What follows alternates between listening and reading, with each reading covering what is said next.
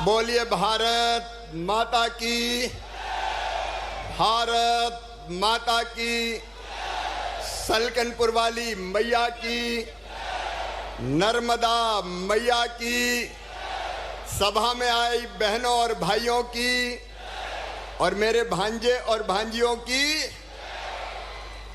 आज तो भांजों की जय होगी तो मामा की जय हो गई होगी। आज भैरूंदा में नवरात्रि में ही दशहरा भी हो गया, दिवाली भी हो गई और होली भी हो गई। एक बार अपने लोकप्रिय मुख्यमंत्री मेरे स्नेही छोटे भाई मोहन यादव जी का ताली बजा के स्वागत कीजिए, अभिनंदन कीजिए।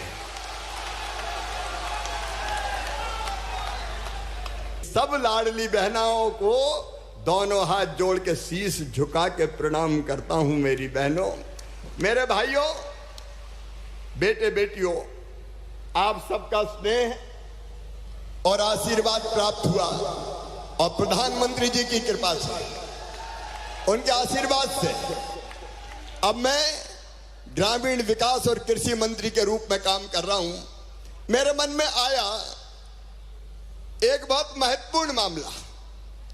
हम जब गांव जाते थे तो जगह जगह माताएं बहनें इकट्ठी हो जाती थी और कहती थी, देख लो टूटी टपरिया पड़ी है भैया, हमारा तो नाम तक नहीं है।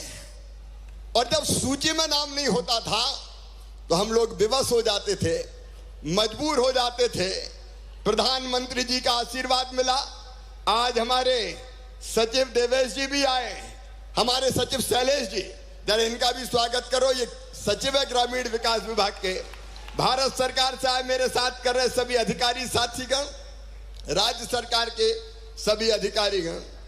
आज जो सबसे महत्वपूर्ण काम देश भर के लिए कार्यक्रम केवल यहां का नहीं है, भैरूंदा की तो चांदी कर दी मोहन यादव जी ने। एक बार फिर तालियां बजाओ। वो बहुत अच्छा काम कर रहे हैं और मैं उनको शुभकामनाएं देता हूं।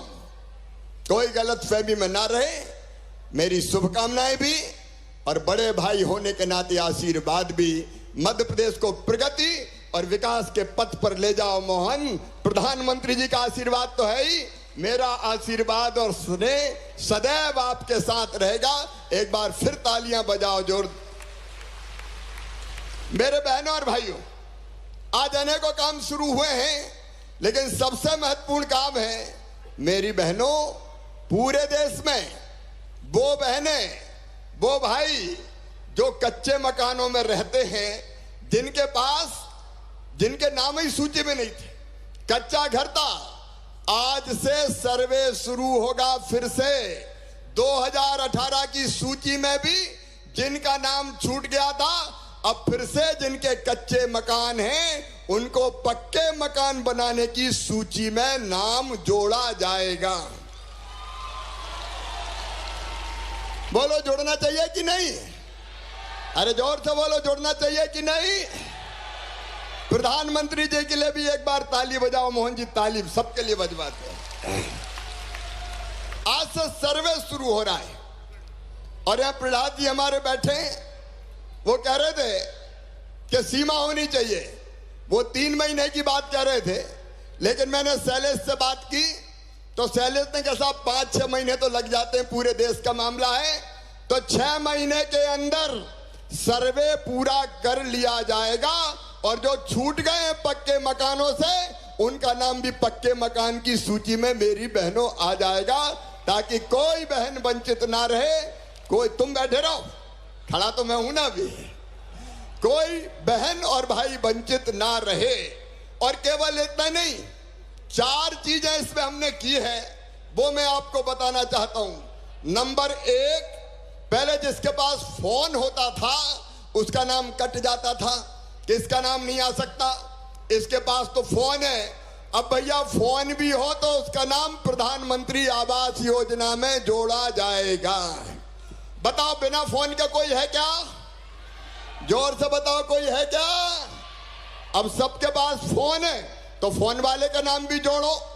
दूसरी चीज, अगर दूसरी चीज और सुनो, अगर हमारे पास मोटरसाइकिल होती थी, स्कूटर होता था तो नाम कट जाता था।